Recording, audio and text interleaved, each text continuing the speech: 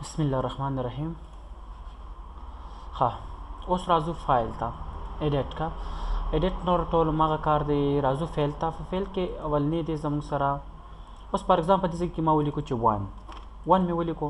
زه ته چې د 1 نه باقی فات انسی چې کوم دي دا نور تاسو خپل ولیکئ.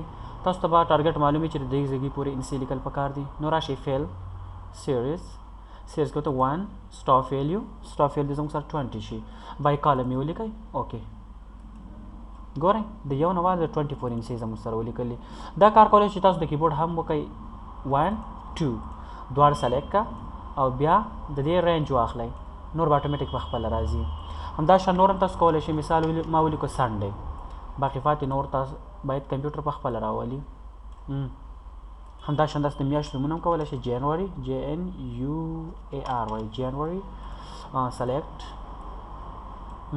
نور به اتوماتیک په خپله راځي. پوه شولئ په دې باندې. دا زموږ سره د فیل کې د سیریز کار. همداشان غواړي چې دا شیټونه ډیلیټ کړي نو کولی شي چې ډیلیټ شیټ. یس ګورئ شیټ زموږ سره 1 ډیلیټ شو. زه غواړم چې دا واپس راولم. څه چې ختمې باید هغه باید واپس هم جوړ شي که نو دې دپاره بیا راشئ ورته ووایئ په انسرټ کې ورک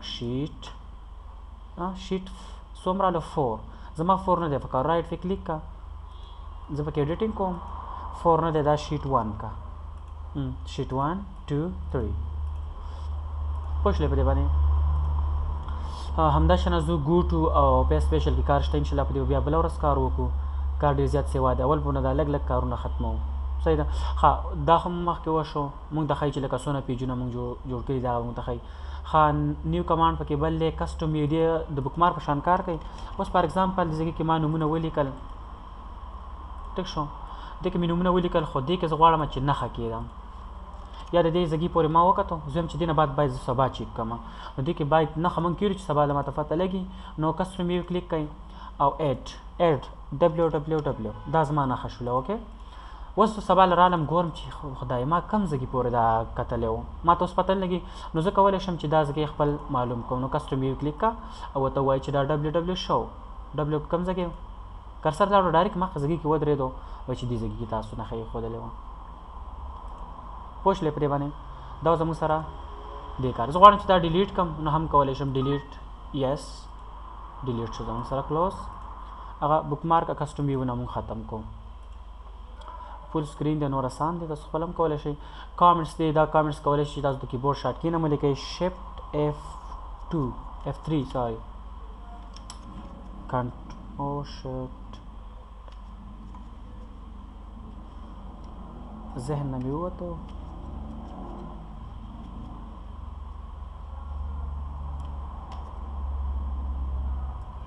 شفټ اوکې زه دا به بیا وګورو. ذهن نه مې لاړو وته چې اوس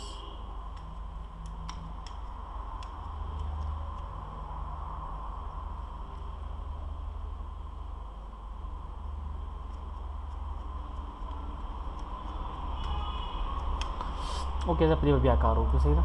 ښه راځو بل نیکسټ کار دی زموږ سره په انسرټ کې سیل.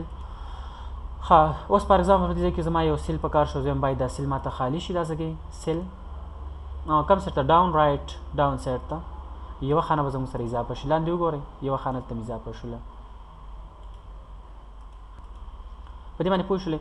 همداشان بیا راځو ورته وایو چې سیل څه وکړه. رایټ سایډ ته یو سیل سیوا کړه.